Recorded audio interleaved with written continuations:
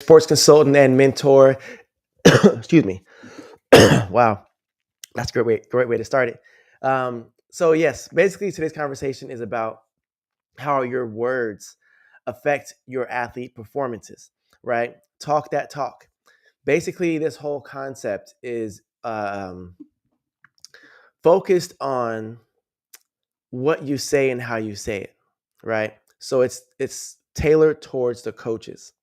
Now, many times, not many times, this happens all the time, but specifically, I was at a track meet this past weekend at Nike Indoors, and I was watching and listening to coaches.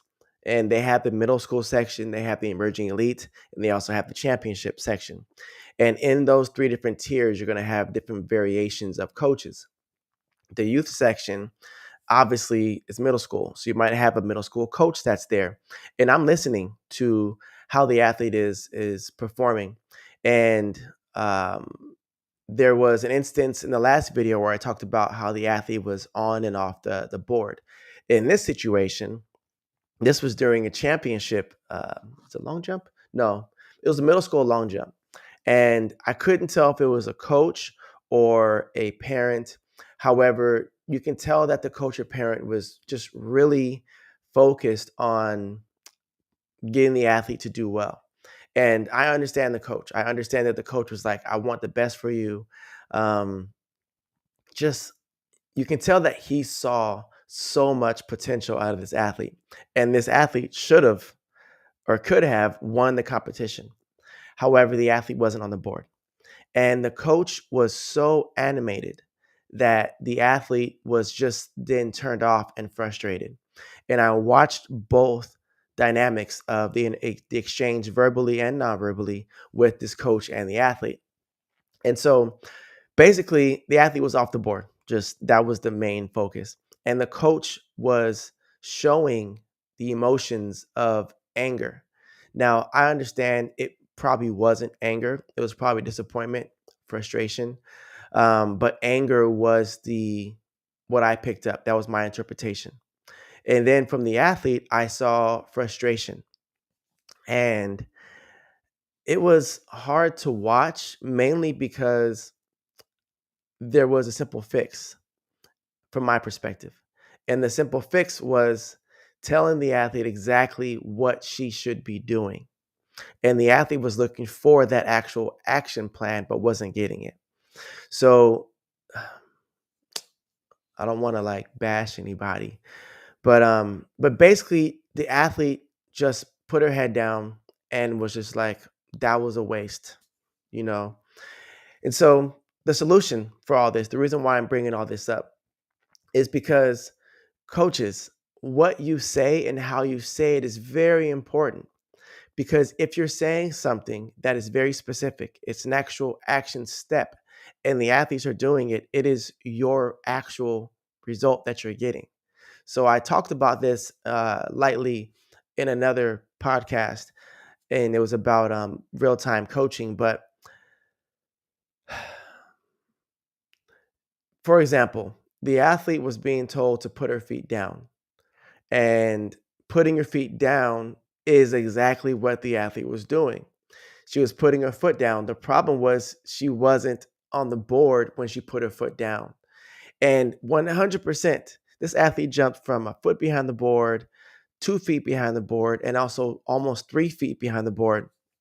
And the athlete was doing exactly what she was supposed to do and what was told to her. And those words were attack the board, which the athlete did. And then we have to think about, what does the word attack mean, right? Like, I can speak for myself. When I hear the word attack, I'm thinking of like physical. I'm thinking of um, what does my body do when I'm attacking something, right? I'm in a fight or flight emotion. I'm tight. I'm physically ready to like go to war, right? When we use the word attack, what does the athlete receive that word as? It's very important to ask the athlete, when I say the word attack, what do you think of? So when the athlete receives that question, they're then going to think and they're going to give you an answer. Teenagers are probably going to say, I don't know, like go forward, right? They're going to tell you something that's very broad. Continuously ask them or continue to ask them exactly what it is that they feel. What is it that they're experiencing? When you can actually dive into these emotions, then you can get a better understanding of, is this word the best word I should be using for them? So I don't like the word attack because attack means just to. I think of, if I attack something, I attack to it. I am attacking the board. So I get to the board, but I don't know what to do after that, right? When I get to the board, what am I doing? So attack isn't enough when it comes to verbiage, right? So what I will say to athletes is, I want you to attack the board, right? And then I'll rephrase that sometimes and say, I want you to attack and run through the board. So now the attack part is getting to the board, and run through the board means you keep that attack emotion, that attack feeling, that attack rhythm through the board. Now, what does that mean? Through it means continuing through the actual physical board, right? So now when I think of attack through the board, I think of, I get to it and I continue this again through it. So the other words that um, coaches say is attack the ground, be aggressive. Well, I don't really know what that physically looks like. What it physically feels like is what many of the athletes will say. So now it comes down to, I don't want to attack the ground. I want to push through it. I always tell them this. Think of like these comic books, right?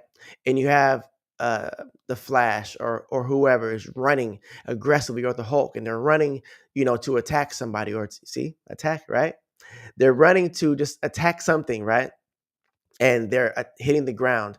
There's like craters that are popping up on the ground, like the concrete is like demolishing with each stride and each step, right? Well, what's actually happening there is they're pushing the ground away so aggressive that the ground is breaking apart. I want those athletes to see that same exact image that I have in my mind, in their mind. I need you to be more aggressive in order to jump higher, in order to jump further. I need your foot flat, which is one of your videos before. And also, I need you to push the ground away. It's not pushing the ground down. I want to push the ground in the opposite direction that I'm physically going. So if I'm trying to attack the board, I want to focus on attacking the board by pushing the ground away. Once I get to the board, I want to keep my speed going through the board and push the ground away, the board away as hard as you can. You want to get to a positive position to allow yourself to push the board backwards. When you explain it that way, a lot of these ideas and thoughts and visuals happen. Our human mind operates through images. So it's very important that you give athletes images in their mind so that they can perform those images. If you're seeing something that's not consistent with what you want, well, it's because you didn't tell them exactly what it is that you want in a way that they understand, right? You want them to understand it. If they're not physically getting it, you must show them, whether it's through another athlete or it's showing them videos or something that can allow them to see what's actually happening. And so now what you're doing is you're teaching them through multiple areas and multiple ways of communication. We all learn differently. And so when you're able to communicate with these athletes in such a way, they're going to get so much more done, right? So there's words that I'll say in triple jump, right? A lot of coaches say cycle, cycle meaning circular. Well, your first cycle is not great because what's going to happen is when the athlete cycles their jump leg, they're over rotating because they're cycling this motion. It's not. Huge tip for triple jumpers. You're not cycling at all. That's why I don't say cycle. I say hop phase. The hop is a bounding position. You're pushing the ground away and then pulling your leg into a bounding position. That is going to play different in your mind when I say that. If I say cycle, I want to put my hands up.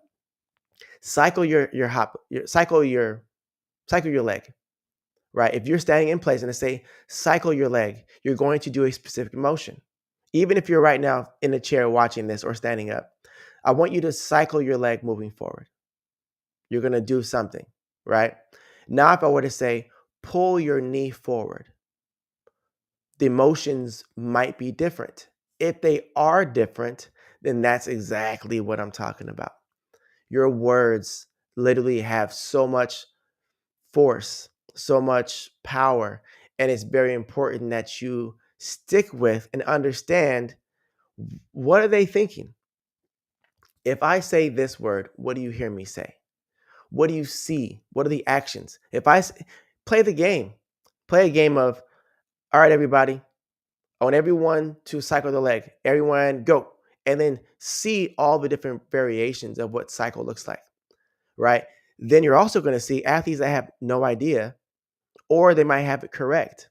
And they look over and they see someone doing a different version. And then what are they going to do?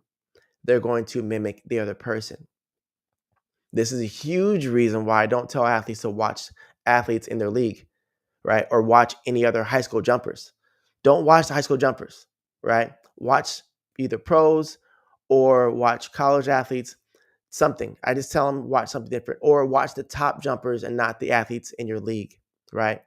So all in all, what I'm getting at is your words are very important. Now, there's another half to this, which is going to be the next podcast or next episode. But when it comes to coaching and getting the athletes to perform at a level that you want them to perform in, it's using the right verbiage and understanding what they decode your words as and how your words come off. All right. Till next time.